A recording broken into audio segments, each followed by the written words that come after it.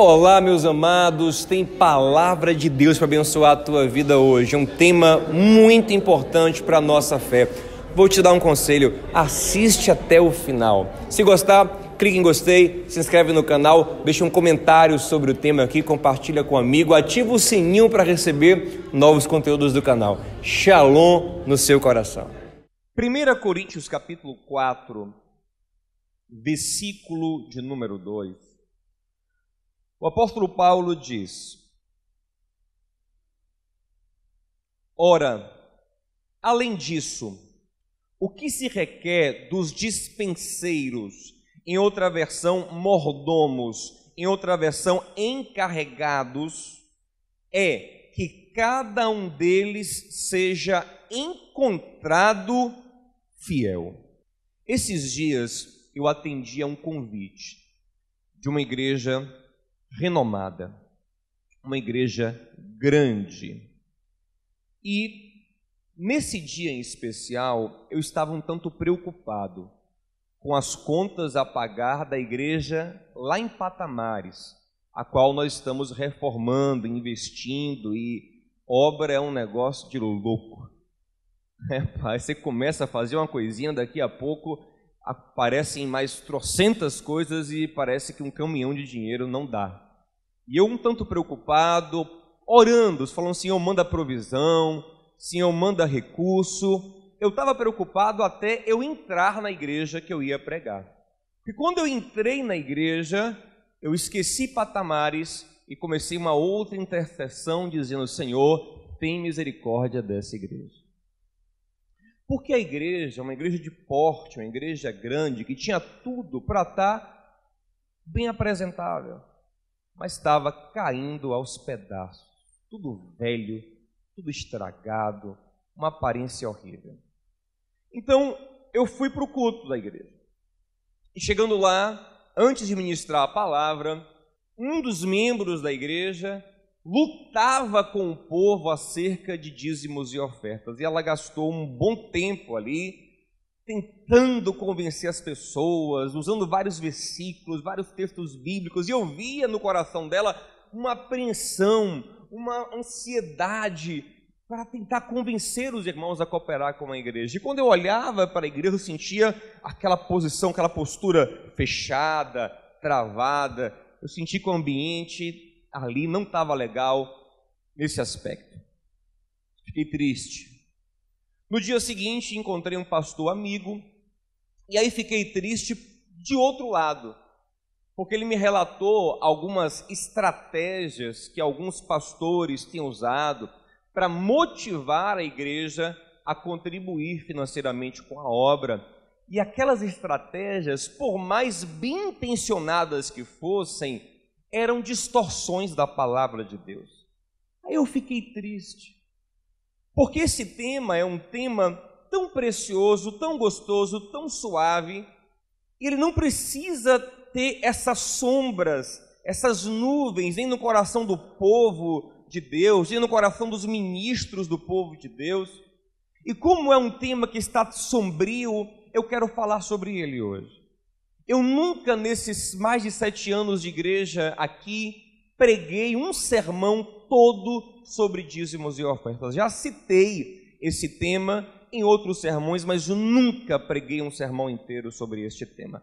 Porque a minha fé sobre o tema é que a experiência benéfica, ela é uma propaganda por si. A pessoa que é dizimista, a pessoa que é ofertante, ela tem uma experiência tão positiva com isso, que ela não deixa de ser, e ela convence outras pessoas a ser. Mas vendo quantas trevas estão sobre o tema atualmente, eu penso que é necessário fazer isso. A primeira coisa que nós temos que entender neste tema, que é um tema conhecido na teologia como mordomia cristã, apesar de que mordomia cristã vai para além de dízimos e ofertas, toca em tudo que nós temos, porque no Salmo 24, versículo 1, diz que do Senhor é a terra e tudo o que a terra contém, o mundo e os que nele habitam, ou seja, tudo é do Senhor. Essa é a base da mordomia cristã. Tudo, a terra, o que há na terra, quem vive neste planeta, tudo pertence a Deus. Aí você viu o Salmo 115, 16, onde o salmista fala assim: os céus são os céus do Senhor, mas a terra deu ele aos filhos dos homens. E aí até parece uma contradição, porque o Salmo 24, versículo 1, fala que a terra é de Deus. O Salmo 115, 16, diz que os céus são de Deus e a terra ele deu aos homens. Então a terra é de Deus ou é dos homens? A terra é de Deus, mas ele confiou a administração dos homens. Isso é um mordomo. Você entende? Lembra dos filmes que tinham mordomos? O mais famoso entre nós homens, o do Batman. O mordomo do Batman, ele cuida de tudo. Mas é tudo do Batman, do Bruce Willis, né? Bruce Wayne? Ai, sei lá. Eu sou fraco de super-herói. Do Bruce Wayne. É tudo dele, mas é o Alfred, se eu não me engano. É o Alfred. Cuida de tudo. Então, essa é a mordomia. Tudo pertence a Deus, mas nós recebemos as coisas para cuidar. Paulo, em sua pregação em Atenas, vai falar em Atos 17, 24 o seguinte, o Deus que fez o mundo e tudo que nele há, sendo o Senhor do céu e da terra, não habita em templos feitos por mãos de homens. Deus nunca precisou habitar em templos feitos por mãos de homem. Ele se fez presente em templos feitos por mãos de homem, por graça, por misericórdia, para poder se relacionar com o homem, mas ele nunca precisou disso. Paulo fala que ele é o dono dos céus e da terra. Aí Paulo continua no discurso dele: nem tampouco ele é servido por mãos de homens como quem necessita de alguma coisa, ou seja, Deus não precisa do nosso serviço, mas ele nos dá o privilégio de o servir. E Paulo completa dizendo: pois ele mesmo é quem dá a todos a vida e a respiração e todas as coisas. Então Paulo mostra que Deus nos dá tudo. Ele não precisa de nosso serviço, mas ele nos dá o privilégio, a alegria de servi-lo. Então isso é a mordomia cristã. Envolve não só dízimo e oferta, mas envolve toda a nossa vida. Mas um texto que eu gosto muito sobre dízimos e ofertas dentro de mordomia cristã é a oração que Davi faz ao consagrar as ofertas que ele pessoalmente entregou para a construção do templo em Jerusalém, que viria a ser construído por seu filho Salomão, e que o povo, sob a sua liderança, entregou. Davi está muito feliz com tudo que é arrecadado para a obra de Deus, mesmo sabendo que ele não vai construir. Ele está feliz porque vai ser construído. E é esse sentimento, abrindo um parêntese aqui, é esse sentimento que às vezes falta em nosso coração. Muitas vezes nós só nos empolgamos com a obra que nós vamos realizar, ofertamos na obra que nós vamos realizar. Davi estava diante de uma obra que ele não ia realizar, mas ele estava feliz porque ela seria realizada, porque o Senhor seria glorificado. Ele está muito feliz, ele faz uma oração linda, e no versículo 14 ele diz assim: porque quem sou eu e quem é o meu povo para que pudéssemos oferecer voluntariamente tantas coisas? Aí ele diz: porque tudo vem de ti, e do que é teu te damos. Tem outra versão que fala assim: nós pegamos na tua mão, Senhor, para te entregar. Nós somos como o filho que compra um presente para o pai nos dias dos pais, com a mesada que o próprio pai dá a ele. É assim que nós somos diante de Deus. Ninguém deu primeiro a ele para que ele seja restituído. É ele quem nos dá todas as coisas. Essa é a essência da mordomia cristã. Irmãos, nós estamos sim diante de uma nova aliança em relação ao pacto de Moisés. A nova aliança feita no sangue de Cristo, ela traz consigo novas regras, é um novo pacto, novas regras, novas leis. Vou falar agora de direito diante do meu professor. Meu Deus, logo hoje. E, professor Marcelo, me corrija se eu estiver errado, mas eu posso mudar a lei conservando os princípios, não é verdade? Porque os princípios indicam a essência, o espírito do que a lei quer. E às vezes a lei já não atende à finalidade que o princípio exige. Então a gente muda a lei conservando princípios. E os princípios de Deus na Bíblia são os mesmos no Antigo e no Novo Testamento. São princípios eternos, porque Deus não muda. O que muda são as regras, os costumes, o modus operandi para atender à boa vontade de Deus, que é a mesma desde o início das coisas. Então, na nova aliança, os princípios permanecem, ainda que algumas regras já não tenham validade. Isso é importante que você entenda. E, dizendo isso, vamos agora entrar, então, em oferta. O que é uma oferta a Deus? Oferta é uma expressão de honra, é uma expressão de louvor, é uma expressão de compromisso com o Senhor. E as ofertas bíblicas, em sua grande maioria, aparecem como ofertas voluntárias. Alguém que deseja ofertar ao Senhor. Algumas ofertas eram obrigatórias, prescritas, determinadas. A maioria das obrigatórias eram ofertas por pecados. Grave isso, a maioria das ofertas obrigatórias eram ofertas por pecados, ofertas pela culpa, e eram as mais generosas ofertas. Tinham também outras ofertas obrigatórias, como oferta de consagração de um recém-nascido, dentre outras. Mas a maioria das obrigatórias, das não voluntárias, eram ofertas por causa do pecado. Grave isso. Oferta, como a própria palavra diz, é o ato de ofertar, de oferecer. E quando você oferece algo, a pessoa pode aceitar ou não. A primeira oferta feita a Deus por um homem na Bíblia foi rejeitada. A oferta de Caim, em Gênesis 4.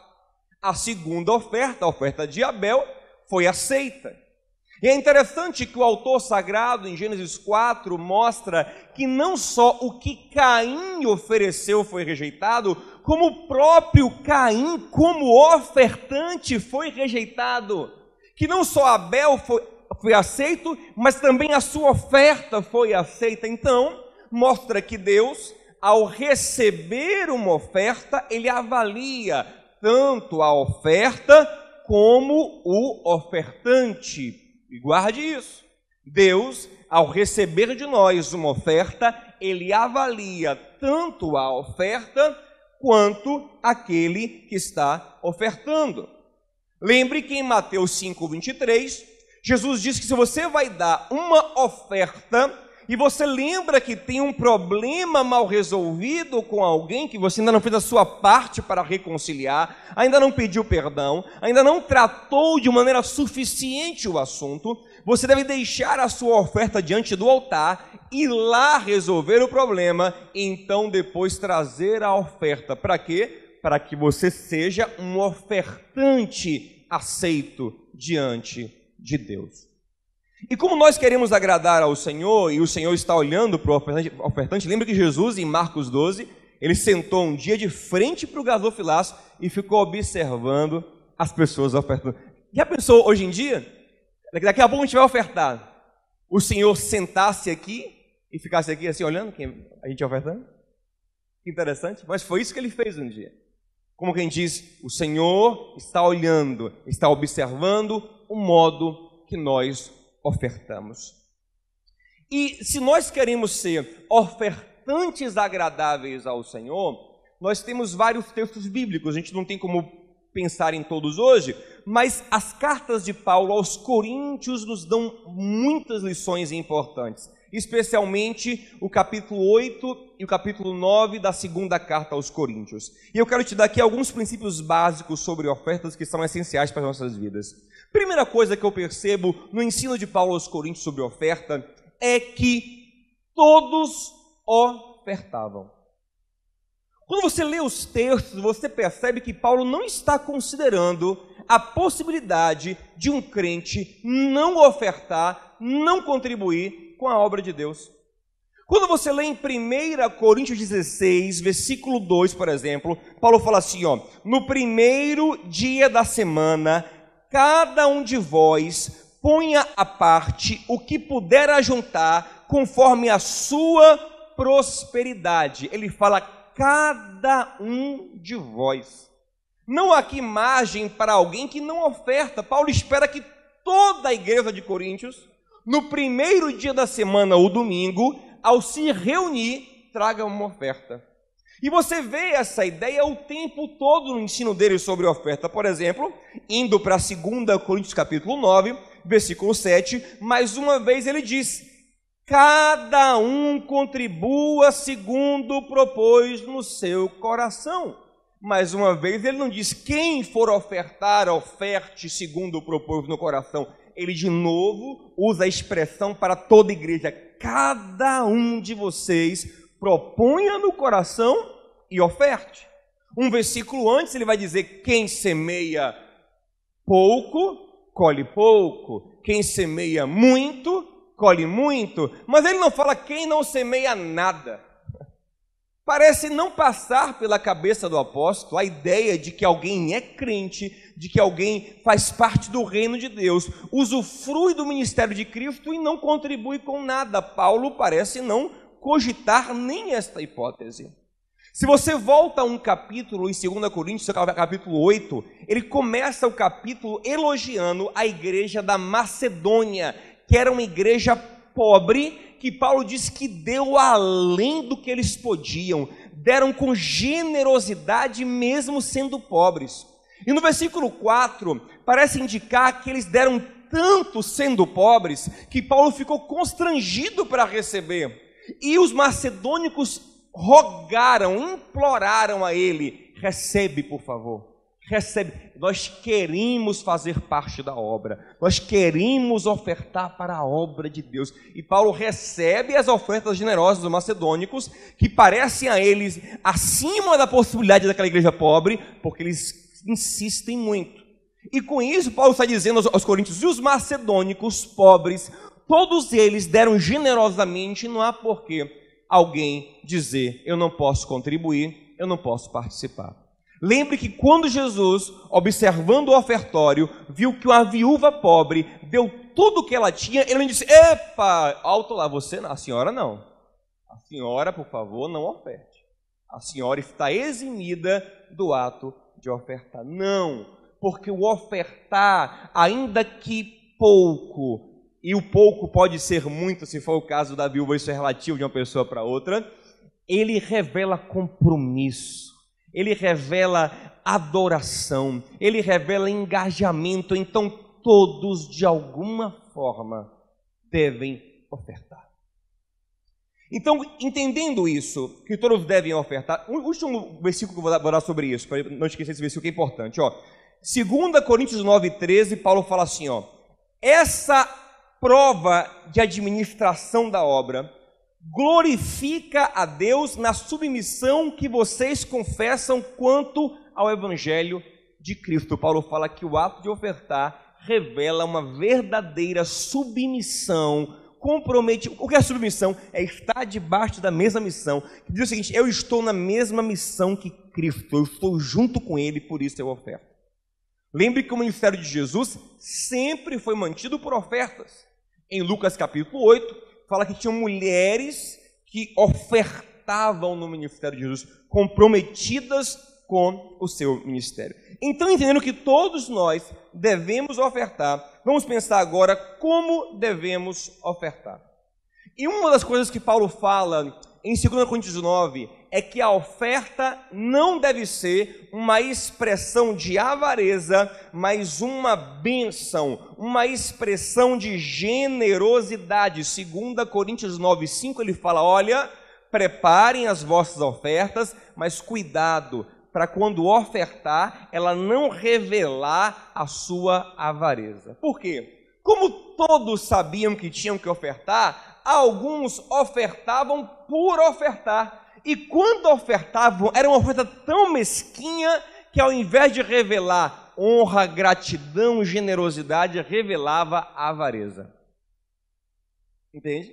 Então, cuidado para que você não oferte de uma maneira tão mesquinha que isso, em vez de glorificar a Deus, revele apenas um coração avarento. E Paulo diz, em Colossenses 3,5, que a avareza é idolatria, é amor ao dinheiro, é servir a mamon, servir ao dinheiro. E ninguém pode servir a dois senhores, ninguém pode servir a Deus e ao dinheiro. Então todos têm que ofertar, e quando ofertar, essa oferta deve revelar generosidade. Agora, pastor, isso é relativo? Sim, é relativo, porque para João, R$100 pode ser uma revelação de generosidade. Deus sabe como para ele é difícil ofertar R$100 para a obra de Deus. Mas para José, para o que José tem recebido, R$100 é uma revelação de avareza. Por isso que Paulo diz em 1 Coríntios 16, cada um contribua segundo a sua prosperidade. Você sabe se a sua oferta ela honra ao Senhor ou não.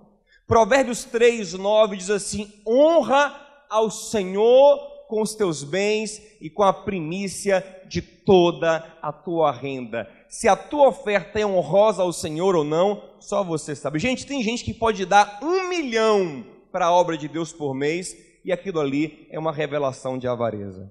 Por exemplo, digamos que Bill Gates fosse crente. Se Bill Gates crente der apenas 1 milhão por mês, ele está revelando a sua avareza. Mas a gente não pode nem falar do bichinho, que o bichinho, ele não é crente, mas abençoa muitas obras sociais, e com isso também ele revela que ele não é avarento. Não é verdade? Então, isso é muito relativo. É você quem sabe se o que você coloca como oferta diante do altar é uma expressão de generosidade ou é uma expressão de avareza. Paulo também diz que nós devemos ofertar com uma alegria. 2 Coríntios, capítulo 9, Paulo vai dizer, não, o versículo famoso, Paulo vai dizer, não ofertem por tristeza, com tristeza ou por obrigação. Deus ama quem dá com... Você tem que ter prazer nisso. Eu estou vendo a obra de Deus ser feita, a gente está se convertendo. Vai ter batismo daqui a 2 semanas. 10 pessoas, no mínimo, vão confessar a Cristo nas águas batismais mais uma vez. Crianças estão aprendendo a palavra. A ação social está sendo feita. O evangelho está sendo divulgado. Eu quero participar. Eu tenho uma alegria de participar de tudo isso. Alegria na obra. É isso que Deus quer. Aí alguns falam assim, pastor, sabe por que eu não oferto? Porque eu ando sem alegria de ofertar. E Deus só quer que eu oferte com uma alegria. Deixa eu te falar uma coisa, meu amado irmão. Esse é um raciocínio errado. É interessante como muita gente busca subterfúgios legais, né, meu professor? Muita gente busca subterfúgios legais para andar de maneira ilícita. Brechas na lei para cometer crimes. Meu professor sabe muito bem disso. E tem muito crente que é assim. A avareza está estabelecida no seu coração, aí ele fica buscando brechinha na palavra para não ofertar, para não contribuir. Eu não estou sentindo alegria, por isso que eu não vou ofertar. Meu amado, o que Paulo está dizendo não é que você só deve ofertar se tiver alegria, não. Ele está falando o seguinte, oferte e se alegre. Se vire para se alegrar. Muitas vezes na Bíblia, Paulo fala isso, alegrai-vos no Senhor, alegrai-vos no Senhor. Filipenses 4:4, ele diz, outra vez vos digo, alegrai-vos no Senhor. Ou seja, aprenda a se alegrar, igual Marifé. Marifé é uma menina muito grata, muito feliz, muito alegre, glória a Deus por isso. Mas a criança, de vez em quando, tem as birras, né? Aí, de vez em quando, por exemplo, ela chega, não estou gostando da comida. Eu digo, você vai comer e vai comer feliz. Ela começa a comer, não, eu quero você feliz. Aí eu vou dizer a ela, olha, tem muita gente que não tem comida, tem muita gente que está passando fome, dê glória a Deus porque você... Ela geralmente funciona, ela começa a se alegrar. Ou então ela vai fazer o dever de casa e vai fazer triste. Eu digo, você vai fazer feliz. Porque quantos não podem estudar e você tem uma escola boa? E ela, está entendendo? É a mesma coisa.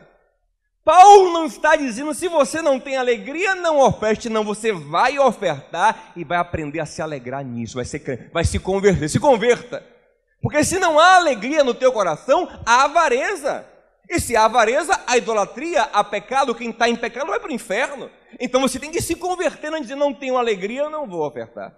Você está entendendo isso? É igual Mateus 5:23. A Bíblia diz que se eu tiver algo contra meu irmão contra mim, então eu não posso ofertar. Então tem um probleminha lá, não vou ofertar. Não é isso que a Bíblia fala, não. Fala o seguinte, ó, você pega a sua oferta, deixa diante do altar. Como quem diz, eu vou ali e volto.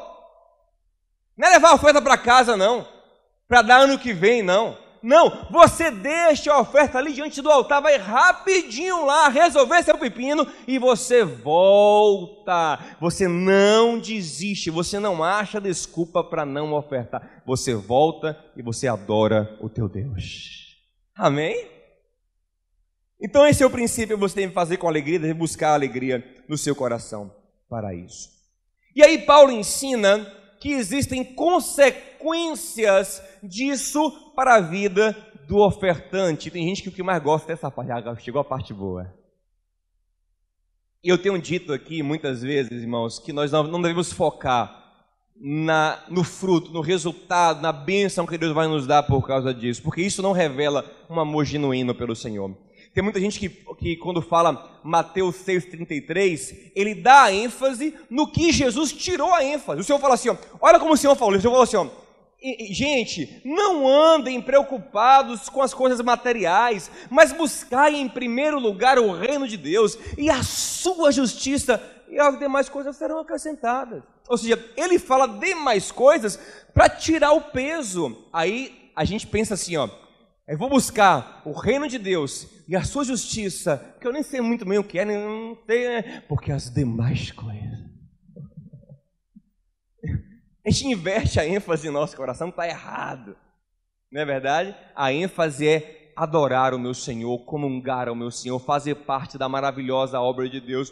Mas existe uma consequência, e a consequência existe justamente para que a gente cresça na obra. Paulo vai dizer em 2 Coríntios 9:8 o seguinte: Deus é poderoso para fazer que lhe seja acrescentada toda a graça, para que em todas as coisas, em todo o tempo, tendo tudo que é necessário, vocês transbordem para toda boa obra. Ouça isso, meu irmão.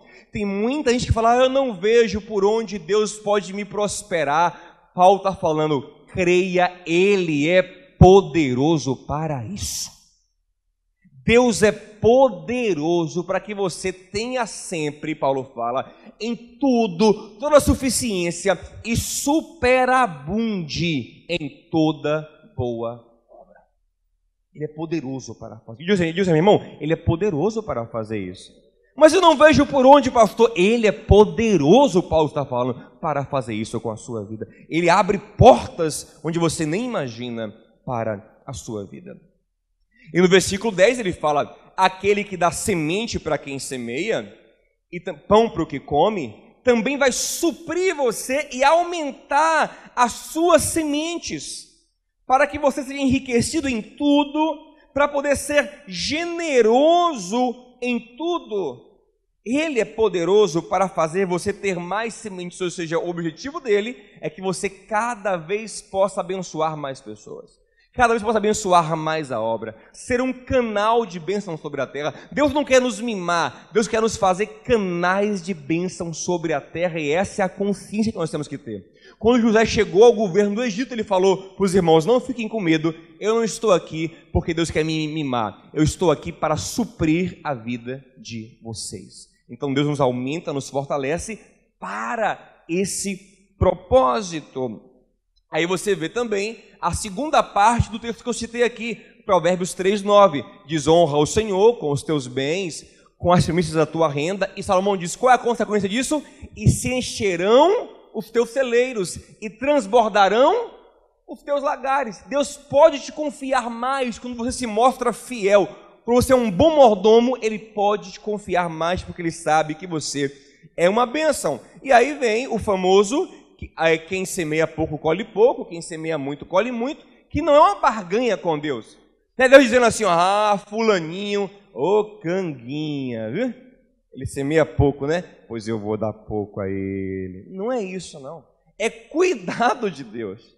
Observe uma coisa, se Deus começa a dar muito para quem semeia pouco, o que Deus está fazendo? Alimentando a avareza, alimentando o ídolo que nos domina, nos encaminhando para o inferno. Então Deus, por cuidado, quando Ele vê um crente que não tem capacidade de doar muito, Ele dá aquele crente pouco. Quando Ele vê que o crente tem capacidade de fazer mais, administrar melhor o recurso, ser mais generoso, Ele dá ao crente mais. Pastor, mas eu conheço gente que é canguinha, avarento, mão de vaca e vive enriquecendo. Não é Deus que está dando. Provavelmente é o diabo, fazendo ele amar cada vez mais o seu ídolo, porque Deus dá pouco para quem não consegue administrar, não consegue ser liberal, e Deus dá mais à medida que você consegue ser mais liberal, porque Ele é bom, Ele é misericordioso, Ele não vai te dar um ídolo para você idolatrar, Ele vai te dar uma bênção para você gerir nas suas vidas. E Paulo ainda fala que a oferta traz frutos espirituais imensuráveis, galardões eternos. Paulo fala no versículo 10 e 12 de 2 Coríntios 9 que a oferta faz com que nós aumentemos frutos de justiça. Paulo diz que a nossa oferta não só supre a necessidade da obra, como resulta em adoração a Deus. Ou seja, quando você oferta, você não só paga o teclado, não só paga o som, mas você proporciona que pessoas adorem o nome do Senhor, e isso não tem preço. Você entende isso? Frutos eternos de justiça entram na sua contabilidade por causa da oferta que você manda para a obra de Deus. Então eu vou segurar aqui sobre a oferta, porque o tempo hoje a gente tem que remir, e vou entrar no dízimo. Irmãos, Abraão era um ofertante. Vira e mexe, Abraão levantava um altar e oferecia um sacrifício ao Senhor. Até que um dia Abraão deu um dízimo. Interessante, por que Abraão não dava o dízimo nos altares que ele levantava? Porque o dízimo tem uma outra função na Bíblia. O dízimo é para sustentar a obra e os obreiros. Então Abraão não pode levantar um altar por si só e dar o dízimo. Abraão dá o dízimo quando ele encontra um sacerdote. Em Gênesis 14, 20, diz que Abraão encontrou Melquisedeque e deu a ele o dízimo de tudo que ele tinha acabado de conquistar. Ele entende que tudo vem de Deus, ele pega 10% e entrega nas mãos do sacerdote Melquisedeque. Jacó, neto de Abraão, promete ao Senhor o dízimo ligado ao que ele chama de casa de Deus. Gênesis 28, 22, ele fala, olha, quando eu voltar e voltar bem, esse lugar que eu consagrei aqui será casa para Deus, será obra de Deus, e eu, de tudo que eu ganhar, certamente darei o dízimo. Dízimo ligado com manter a obra. A oferta é voluntária, eu dou quando quero, como quero, para quem quero, mas o dízimo ligado com manter a obra, isso fica bem claro em Números 18, 21, quando Deus fala assim, aos filhos de Levi, dei todos os dízimos em Israel por herança, pelo serviço que prestam, serviço da tenda da congregação. Lembre que Deus, dono de tudo, deu ao povo de Israel uma terra que ele prometeu a Abraão, e ele deu uma parte da terra para cada tribo. A Levi ele não deu terra nenhuma. Ele fala, a minha herança para Levi serão os dízimos, que são meus também, e eu quero entregar na mão de Levi. Então a herança que eu dou à tribo de Levi são os dízimos. A tribo de Levi tinha 3 tipos de servidores da obra de Deus: o sumo sacerdote, os sacerdotes e os outros servidores gerais, músicos, o que organizava as coisas, que eram chamados de levitas. E eles eram mantidos pelo dízimo.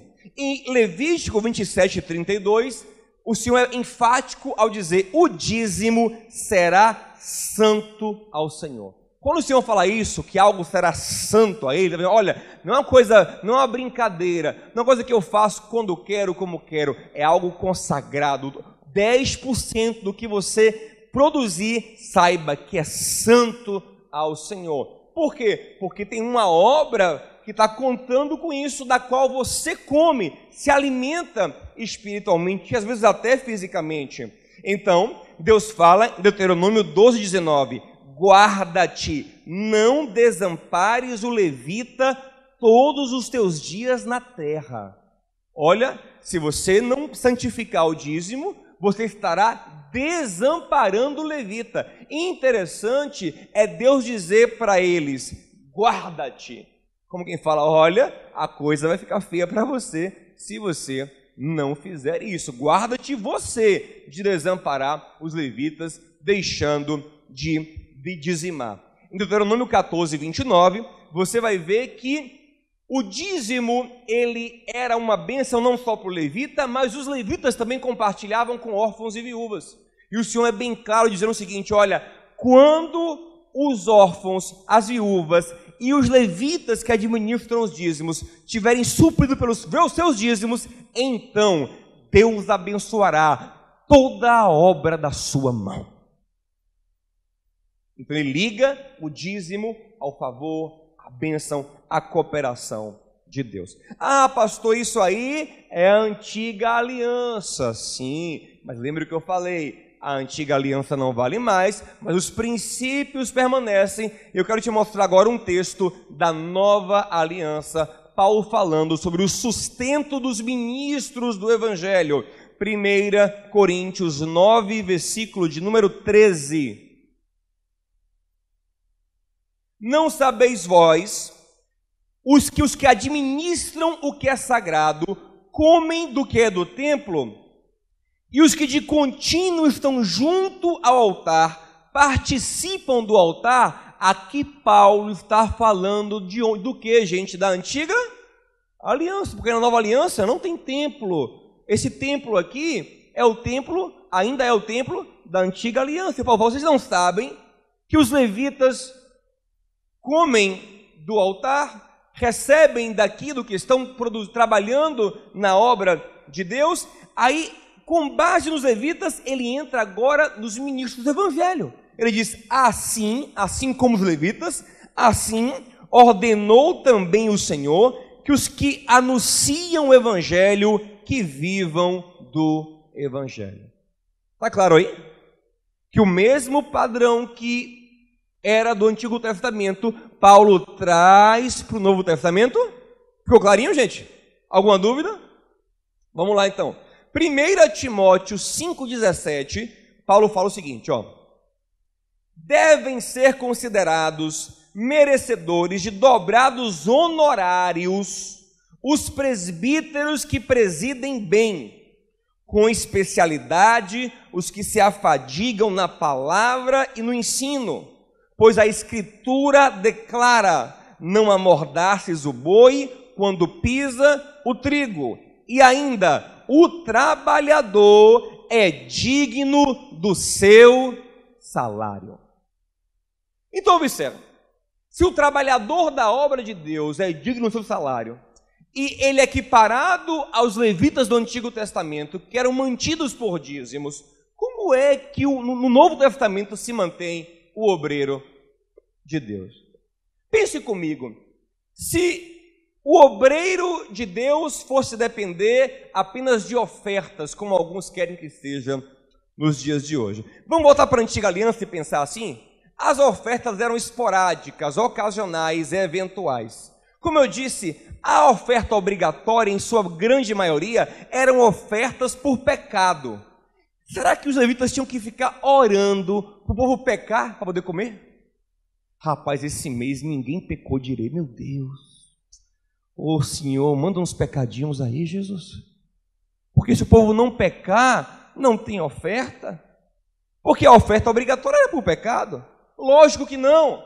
Sabendo Deus que a oferta era esporádica, a oferta era ocasional, ele estabelece o dízimo que é constante, que sempre que produz, tem dízimo. Produziu, tem dízimo. Colheita, tem dízimo. Nos animais, periodicamente, você tira também o dízimo. Então não fica o levita à mercê do ofertante. Não fica o levita esperando a boa vontade do povo. Já tem algo santificado e consagrado. Agora eu pergunto a você, como é que funcionaria a igreja se fosse apenas oferta? A gente pensou no Antigo Testamento, os levitas teriam que ficar, pensando, Senhor, manda mais pecado, Jesus, porque ninguém pecou esse mês. E sem pecado não tem as melhores ofertas. O Senhor nunca mais comeu carne é no pecado. Já pensou? Então, como seria hoje? Se ninguém, se for para oferta, esse mês ninguém propôs no coração ofertar. Esse mês ninguém sentiu vontade, ninguém quis abençoar. Aí você não paga nada, você não paga aluguel, você não... Olha, então, determinamos, o salário do obreiro vai ser X, porque esse mês entrou X de oferta, mas mês que vem entrou 10% de X, e agora? Como é que faz uma previsão, um orçamento? É lógico que a igreja também precisa ter uma contribuição regular e proporcional. E se Abraão, sem ninguém mandar ele fazer, entendeu que 10% era para a obra, se a lei ratificou que 10% era para a obra, se Jesus não criticou, mas ele também assinou embaixo nos 10%, se você ler Mateus 23, o Senhor fala assim para os escribas e fariseus, olha, vocês se gabam porque dizimam de tudo, mas vocês também ignoram algumas coisas, as coisas mais importantes da lei, mas façam estas coisas sem ignorar aquelas, ou seja, faça tudo, dizime e também cumpra a essência da lei. O Senhor não fala, olha, dízimo é um absurdo, dízimo é um percentual muito grande, não. Jesus na terra também ratifica e assina embaixo que o dízimo é uma proporção justa, é uma boa medida que o crente traz para abençoar a obra de Deus.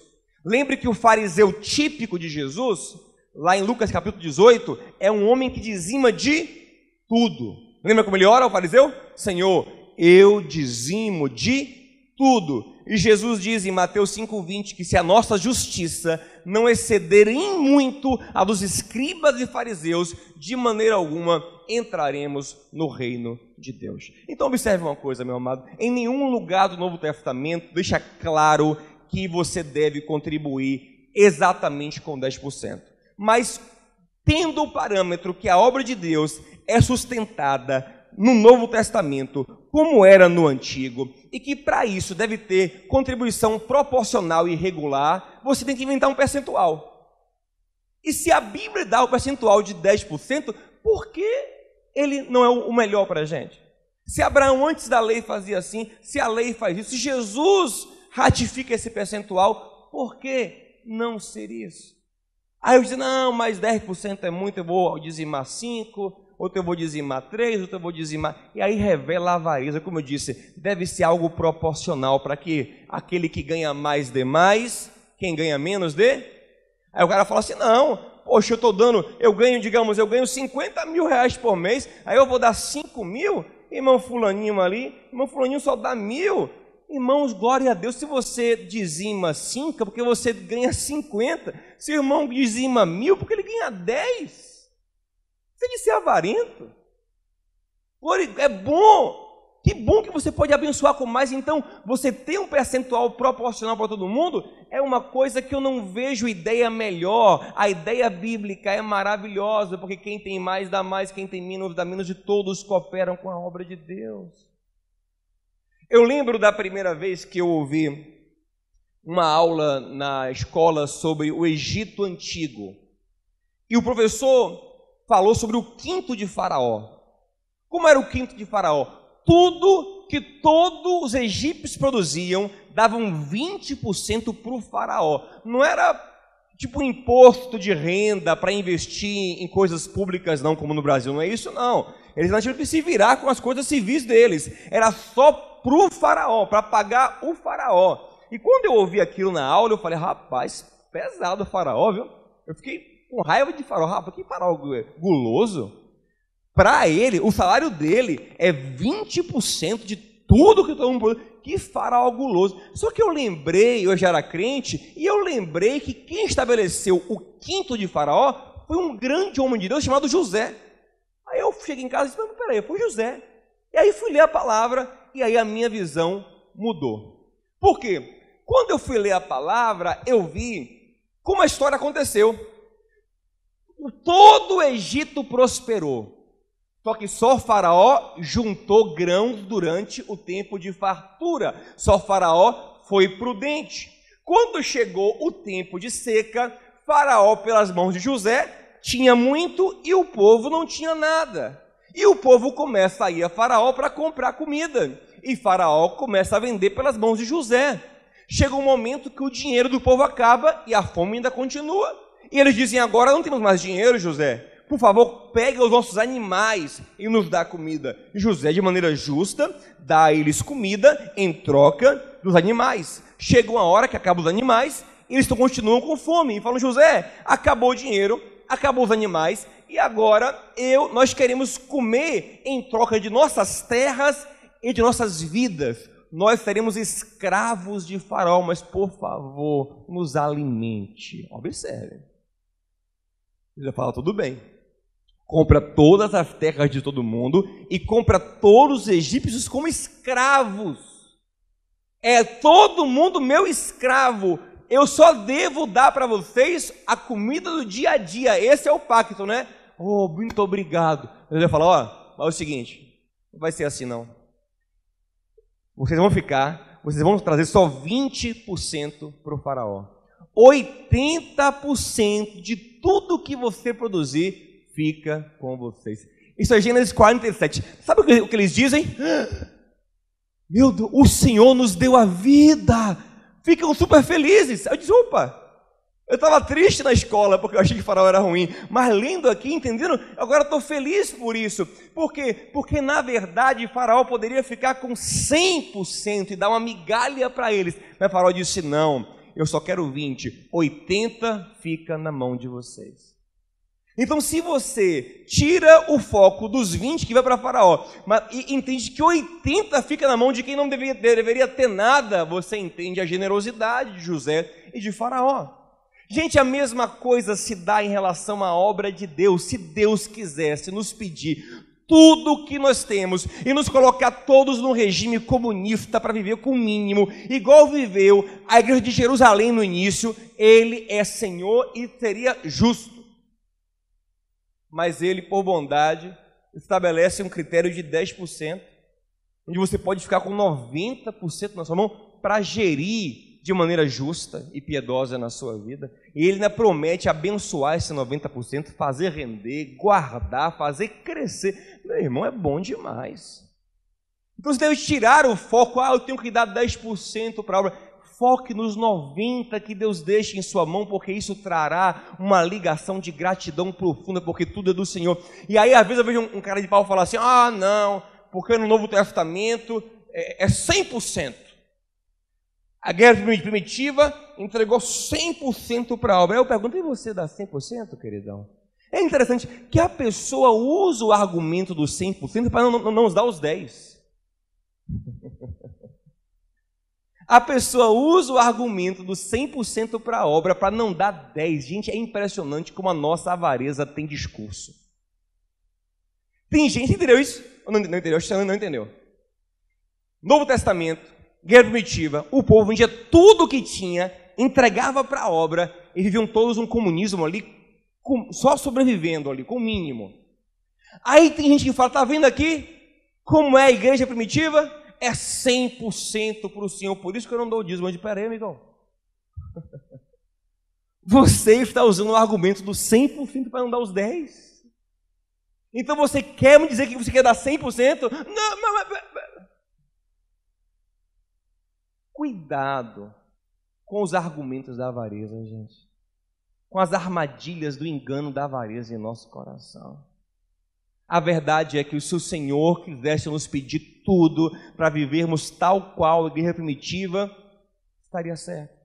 Mas nós não encontramos fundamento para isso nas cartas apostólicas. Paulo não fala vendam tudo e vivam com tudo em comum. Paulo não fala isso. Paulo fala de contribuição proporcional. Cada um contribua segundo a sua prosperidade. E isso eu entendo que se encaixa perfeitamente no dízimo. Uma proporção, 10%. Agora, meu amado irmão, com isso eu não quero colocar sobre você um jugo. Eu quero que você reflita, pense e pense a sua vida diante disso. Uma coisa eu quero lhe dizer, a restauração espiritual em Israel sempre era acompanhada por um avivamento, por uma restauração de dizimar e ofertar, sempre. Por exemplo, Ezequias, quando Ezequias traz uma restauração espiritual sobre o povo, você vai ler que todo mundo começa a ofertar, dizimar. Ezequias, ele passa a ordenar que todo mundo seja fiel no dízimo e na oferta. Está lá em... Agora eu perdi esse texto aqui. 2 Crônicas 31, versículo 11. Olha, Ailton é mais rápido que eu. Está lá. Ele manda ordenar, preparar e que haja agora uma fidelidade. Ou seja, sempre que há um avivamento, um rei crente, ele também restaura dízimos e ofertas ao Senhor. Lá em Malaquias, capítulo 3, versículo 7, o Senhor chega para o povo e fala assim: vocês estão desviados, desde a geração dos vossos pais, vocês estão desviados. E o povo, desviados em quê, Senhor? Nos dízimos e nas ofertas. E o povo fala, mas como assim? É interessante que dízimo e oferta, às vezes, é um ponto cego na nossa vida. Vocês estão desviados, voltem para mim. No que temos que nos converter, Senhor? Ou seja, eles não dizimam, eles não ofertam, mas acham isso normal. E tem muita gente assim. A consciência cauteriza nesse ponto. Ele não é generoso com a obra e acha que está bem. Aquele povo estava achando o seguinte: peraí, que não estamos adulterando, não estamos matando, não estamos fazendo nada de errado. No que estamos desviados? Estão desviados em não ser generosos com a minha obra. Voltem para mim, se convertam a mim. E aí vem a questão que o Senhor fala: vocês estão amaldiçoados. Ah, pastor, mas isso não vai para o Novo Testamento. Não tem maldição sobre o crente. Cristo teve uma maldição na cruz. Sim, eu concordo com isso. Mas entenda o princípio aqui. Qual é o princípio? É de que Deus está triste. Não é que você tem que ter uma maldição, mas que Deus está triste e que a avareza é pecado e pecado tem consequências. E vem também o princípio da bênção. Dizime a oferta em que eu vou abrir janelas nos céus para vocês, que vai trazer a maior suficiência. Vou repreender o devorador, que significa que eu vou lidar com os seus prejuízos. Ah, pastor, devorador era gafanhoto. Isso não vale para os nossos irmãos. Entenda o princípio de Deus cuidar da sua vida financeira quando você é generoso com a obra. Esse é o princípio. Esqueça devorador, esqueça a maldição. Pense no princípio. Pense o seguinte: Malaquias deixa claro que a pessoa que não é generosa com a obra está desviada do Senhor. O coração não é fiel ao Senhor. E quando ele faz isso, quando ele se converte, ele passa a agradar o Senhor e o Senhor passa a provê-lo de maneira especial. São princípios que também estão no Novo Testamento, como nós vimos em 2 Coríntios capítulo 9. A mesma coisa está lá em Ageu, o povo dizendo: não é tempo de construir a casa de Deus, não. E Deus fala: é tempo de construir casas boas para vocês, mas não é tempo de investir na minha obra, né? Que legal. É por isso que vocês ganham dinheiro num saco furado. Eu rasguei o saco de vocês. Não fica nada na mão de vocês, porque vocês não me honram. Querem mudar isso? Tragam ofertas, levantem a minha obra. São princípios. Revela o coração de Deus, o sentimento de Deus acerca do tema. Você entende, meu amado? Então é isso que você tem que pensar, tem que refletir sobre isso para tomar as suas decisões quanto dízimos e ofertas. Em Lucas capítulo 20, versículo 25, o Senhor fala assim: dai a César o que é e dai a Deus o que é. Dei a Deus o que é de Deus. toca no seu irmão e diga assim: irmão, o que é de Deus na sua vida? Reflita, pense, é com você e Deus. O que é de Deus na sua vida? Há quem fala assim, ó, eu não dizimo porque não sobra. E não vai dizimar mesmo, porque dízimo não é para ser sobra. Não é para ser resto. Lucas 21, Marcos 12, que Jesus fala que a oferta da viúva ela é uma oferta melhor. Por quê? Porque os ricos davam ofertas do que sobrava e a viúva deu tudo do melhor que ela tinha. Provérbios 3, 9 e 10, honra o Senhor com as primícias da tua renda. Você quer deixar o dízimo, a oferta para o final, para você sobrar? Realmente você não quer dizimar, você não quer ofertar. Porque também o meu também não sobra, não. Sempre tem algo para culpar, sempre tem uma boneca nova que lança. Né? Nunca sobra dinheiro, sempre estou correndo atrás para ter algum dinheiro na mão. Não é verdade? Se sobrar eu vou dar, então você não quer adorar, você não quer honrar o teu. Essa conversa de que não sobra é uma conversa muito boba. Meus amados, eu quero encerrar dizendo o seguinte para você. Ouça isso, coisa muito minha. Eu acho lindo aquela história de Abraão. Ó, é lindo. É lindo aquilo. Abraão parte para uma guerra só por amor.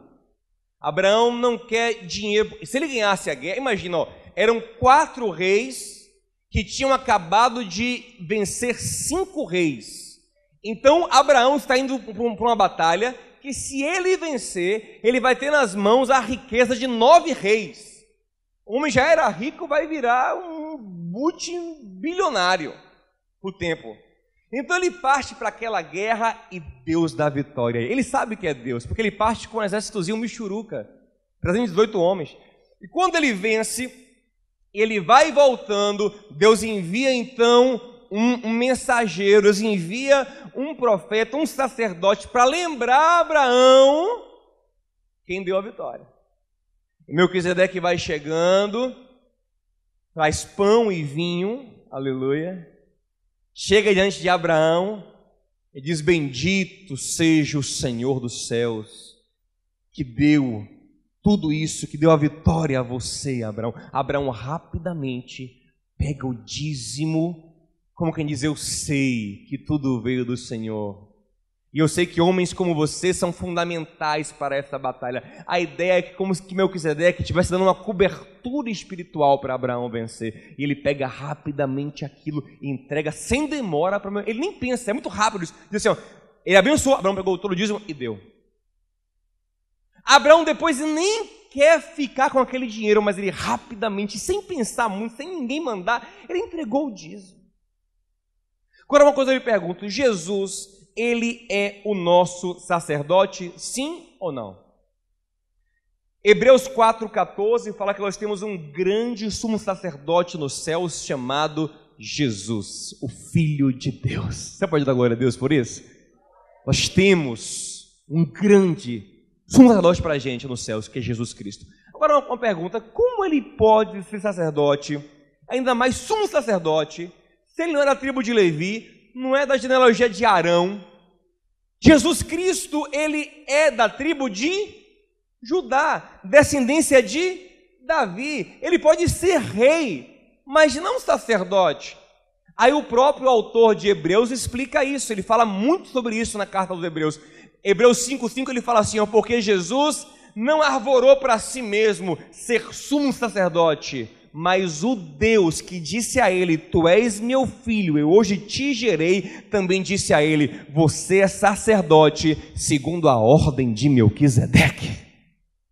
Versículo 10, ele confirma de novo isso, ele é sacerdote segundo a ordem de Melquisedeque.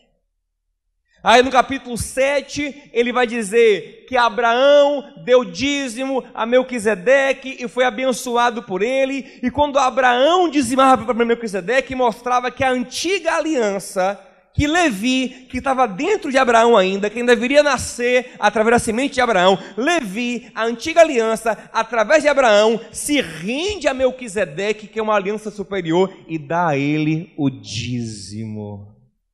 E Melquisedeque o abençoa. Aí o Hebreus fala: e Jesus não é do sacerdócio ultrapassado de Levi. Ele é sacerdote na ordem superior de Melquisedeque. Ouça isso.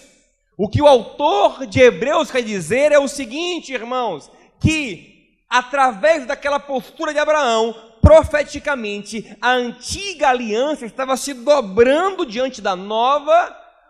Levi, que era limitado, se dobrava diante do grande ministério de Melquisedeque e dizia: agora eu é quem te dou o dízimo, recebe o dízimo. E o autor de Hebreus fala: Jesus é sacerdote para a gente na ordem de Melquisedeque. Por isso que eu, com muita alegria, sem pensar muito, sem ninguém mandar, sem ninguém me pressionar, eu tenho prazer de dar o dízimo ao meu sumo sacerdote, na ordem de Melquisedeque. E que você encontre esse prazer, encontre essa alegria, descubra essa bênção de ser parte da obra, de ser mantenedor da obra de Deus. Descubra. Eu conheço uma pessoa que começou a ofertar, a dizimar antes de ser crente. Alguém convenceu ela de que dizimar era uma bênção, ela nem ia para a igreja, mandava o dízimo pela irmã, pela mãe. Deus começou a abençoar tanto essa pessoa, disse: rapaz, que negócio é esse? Foi para a igreja, ouviu a palavra e se converteu. Que você descubra a bênção que é ser mantenedor, a igreja poder contar com você, porque a igreja conta com ofertante, conta, mas conta de verdade é com aquele que é dizimista. A gente sabe que mês após mês ele está ali, chegando junto, abençoando a obra de Deus. E, gente, para mim, no meu coração, dízimo é um mínimo necessário. É o que Paulo fala, é o que eu falo assim, né? Você deve exceder a justiça dos fariseus. E para mim, quando isso é muito raro, tem tempo que não acontece, mas quando aconteceu eu pegar um dinheiro na minha mão e tirar só ali, quanto é que é? Tipo assim, 1.600, 160. Eu me sinto um fariseu. Pensa que eu me sinto avarento. Como eu me sentia, né? Porque eu procuro não fazer isso. Ou seja, eu tirei certinho, não, é o mínimo necessário, porque eu 160, não me sinto mal. Eu gosto, sabe o quê? Ganhei 1.600, eu tirar 300, aí sou eu, sabe? Tirar não só o dízimo, mas uma oferta para abençoar a obra de Deus. Seja, e além dos escribas e dos fariseus, mas isso sou eu. Deus ministra ao seu coração. Descubra a bênção que é ser um mordomo de Deus em tudo e também na sua vida financeira, em nome de Jesus. Vamos ficar em pé, vamos orar.